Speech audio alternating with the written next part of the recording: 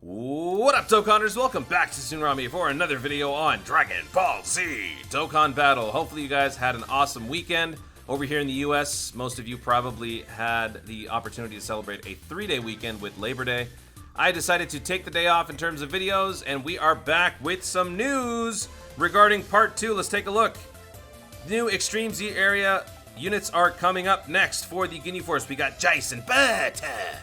So these guys are up next, getting their EZAs. We don't know what they do yet, but we can obviously make some theories. So we'll start there, and we'll speculate a little bit as far as what these theories could be for the Ginyu Force EZAs. So let's jump over to Ginyu Force, right there. This guy raises defense. He attacks with his nuking passive. He gains extra 10% per attack. And high chance to evade enemies' attack, including super attack, as the first attacker on the turn. That sucks, because his stats are ridiculously low, and it's contingent on him having attacked first before he has a chance to dodge. So I would imagine that all they're going to do is simply make him a little bit better at the things that he's already doing. His defense might go up to greatly raising defense, while possibly including some sort of attack lowering or defense lowering for a secondary effect. And then for the passive, I would imagine that the nuking ability would probably go up to like 20% attack, while also giving him a base passive of maybe attack and defense plus 50 or something like that. Combine that with a great chance to dodge after attacking in the first turn. That's honestly all you need. Maybe they might add some additional attack perk or something like that. That's pretty much all this guy needs. The reason why I don't think they're going to give him an attack boost is, again, because of the nuking passive, and also because we have a Ginyu unit that has yet to receive an EZA and will in Part 3. And since this guy's the lead, he's probably going to be the one to get the attack and defense boosting ability. So because of that, Bata will probably just focus on defense. And then for the Jace, there's a lot that can be done for this unit, and I know that my boy Goresh is super excited for this one because of his ability. As you can see, he can foresee enemy super attacks. That is an ability that not too many units in the game currently have. Let me know in the comments if I'm missing any, but I believe there's Piccolo, Super Vegito post-transformation, the Android 1415, and I think I'm missing one other one. I can't remember which one that is. But I believe that's it. Now, some of those units have certain conditions. Super Vegito has to, first of all, transform, after which you have an unconditional foreseeing of enemy super attacks for 10 turns, on or off rotation. Android 14 and 15 has the ability to see all attacks once you unlock that ability by having Android 13 in the same rotation with that unit, after which it is permanent. You don't have to have the 14-15 around to do so. So with this unit, foreseeing enemy super attacks could be upgraded to something maybe more potent. I highly doubt that, but I know my boy Goresh wants that. I don't think that's going to happen, because giving that OP a skill to a random free-to-play unit like Jace would just be so, I don't know, just doesn't seem like something that they would do. But if they did, that would be hilarious, because now you're going to see this guy run on all sorts of different like top-tier teams. That would be absolutely fantastic. They'll probably boost his support ability, attack and defense plus 30%, I would imagine, maybe key plus 3. Probably something extra for the Ginyu Force more specifically, because every single of the EZA so far, which has only been 2, has some sort of an added condition that is hinged on whether or not you have Ginyu Force allies on the team.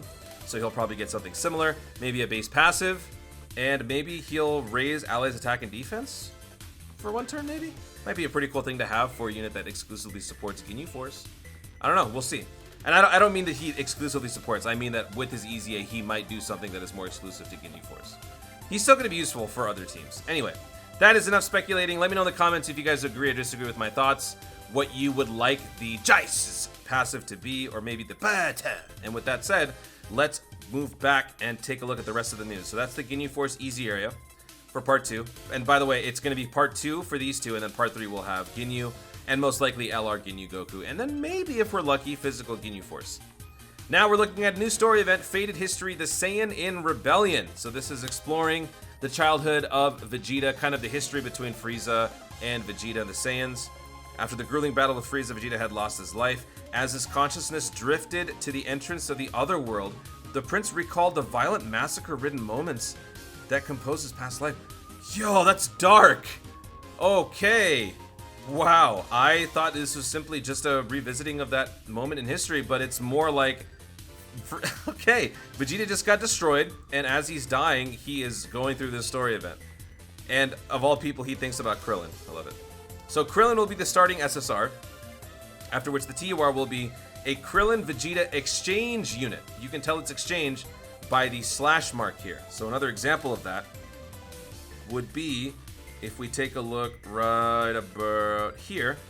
This Goku and Gohan has a slash mark, and a better example, because it's way more visible, would be the Vegeta Trunks. As you can see right there, right in between Super Vegeta and Super Trunks on the right, you can see the slash mark. That indicates an exchange mechanic. For these two, this was released during the 300 million download celebration. It's been a while since we've had an exchange unit. Third turn, and then you can exchange. That's it. So they'll probably do something similar to that for this guy. I can't imagine the categories that's going to be on this one, because these units do not correlate at all in the slightest. One is a good guy, one is a bad guy at this very moment. Neither one is of the same race. It's going to be Join Forces, Planet Namek Saga, and maybe, I don't know, Powerful Comeback or All Out Struggle. I don't even know. Like, the categories are going to suck for this. You might benefit in farming out both versions, the Krillin Vegeta and then the Krillin itself, because they're two different names. But this is what the basic passive is for the SSR. Attack and defense plus 40%, plus an additional attack and defense plus 20% when performing a super attack. Medium chance of evading enemies' attack, including super attack, plus an additional defense plus 20%, up to 40 with each attack evaded. So you can kind of gather what the TUR might eventually end up being. That might have to be saved for the actual information when it comes out in a day or two, because the preparation is going to be starting on the 7th, which is today, for all of this. Preparation starts on the 7th for the Ginyu easy area. It's going to be starting for the thing coming up right here, collection of epic battles, everything. So that theory about the 9/8 release is looking pretty likely for those of us who are in the west coast of the United States.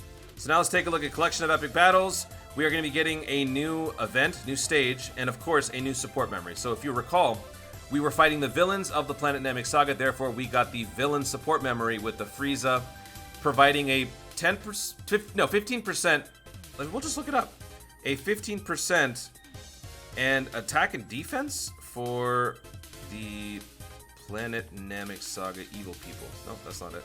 Right here. Yeah. Attack and defense was 50% for extreme class. So I would imagine the Super Saiyan Goku support memory will just be the same exact thing except for super class, which makes sense, right? Because this is literally the same event just told from a different perspective. Ergo, we're fighting the heroes now, so we'll be getting something that helps the heroes. That will be dropping tomorrow as well. Looking forward to it. Biggest shaft in Dokkan history. We will not get to hear "Allied to good, nightmare to you." Blech. I'm not gonna hear it. It is a support memory. This is the Super Saiyan Goku speech. No, we're not getting it. That's such a bummer. That is such a bummer. I know I did a terrible job with that Goku impression, but still. That is such a bummer, man. This is how they're going to be giving us Allied to Good? Really? I don't even know how it sounds in JP. I haven't seen that in JP. I would imagine it's probably pretty iconic there, too. But now let's take a look at the story event, Ruler of the Universe, Warrior Race, Emperor's Intentions. The awakening for the Zarbon will be a Zarbon Dodoria duo unit. I'm not complaining about the fact that we have these two as a more relevant unit. I'm just kind of sad that they're not separate, because they both deserve separate units that are summonable, not summonable, but SSRs and awakened URs. They're not it. It's not it. So I don't know. Are we going to get a new Zarbon and Dodoria? I have no idea, but these guys will be the other duo unit. This is not going to be an exchange unit. So keep in mind here, it says Zarbon and Dodoria, whereas here it says Krillin / Vegeta. So this is the exchange unit. This will not be an exchange unit. They will be fighting as a duo. They will have more categories between the two of them: Terrifying Conquerors, Planet Namek Saga, Join Forces, and a whole bunch of other like evil categories, which makes sense. So that will be happening as well in the next day or so. Stay tuned for what the details are. As far as what this guy already does, check out my other video. I don't want to waste too much time going over all that stuff because there's enough here to talk about. And then we're getting the update for the other side of the same story event. This Goku will be getting his TUR returning. For those of you who might have farmed this guy out, farmed out all of his dupes, and opened up his paths, and wondered, how the heck do you get those medals that are currently unavailable in the game? It's because you're not crazy. They were only available last during the 3rd anniversary. So if you weren't around for the 3rd anniversary, which is most of you, I believe, then you don't have those medals. So they will be bringing back those medals for you to awaken the Goku to the TUR, after which he has to get an easy A. Otherwise, why did they bring this guy back? Like, his TUR is ancient and old and terrible that it would make zero sense for him to come back without getting some sort of an easy area, probably in part 3, along with the Zarbon and Dodoria, honestly, because these two are kind of like they're kind of running in tandem with one another, right? They're two sides of the same coin with the story event, so giving them both an easy A would be pretty cool.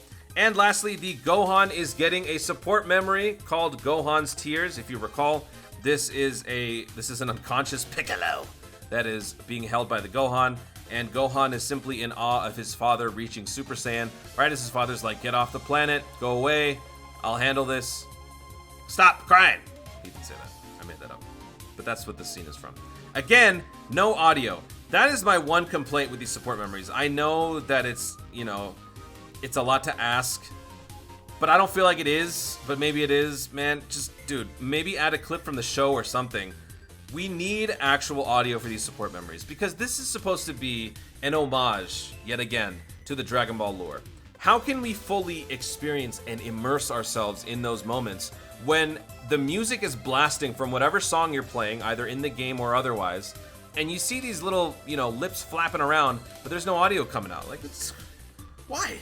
There's already, like, voice stuff in the game. Why not add another layer of it for the support memories? I really wish they'd do that.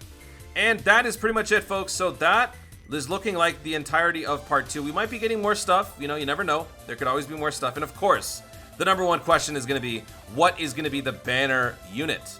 My money is still on Zenkai Vegeta, although it is looking a little scary with this guy having a little appearance here on this exchange unit. I still think they're going to give us a full-on LR Vegeta because of that cutscene, that movie that they played at the beginning of the celebration.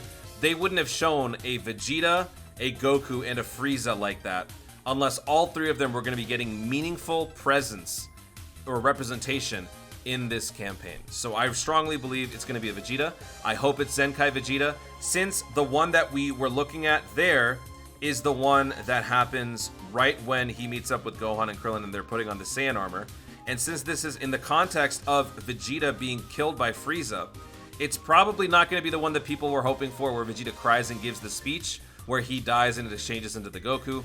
I think, if anything, it's going to be the Zenkai Vegeta after he gets blasted by Krillin, and then Dende revives him and makes him stronger. I think that will be the LR, and I'm really hoping that I'm right, because as a Vegeta stan, I need something to hold on to for this campaign. I'm not complaining about the rest of this. I love the Goku, I love the Frieza. Where's my Vegeta?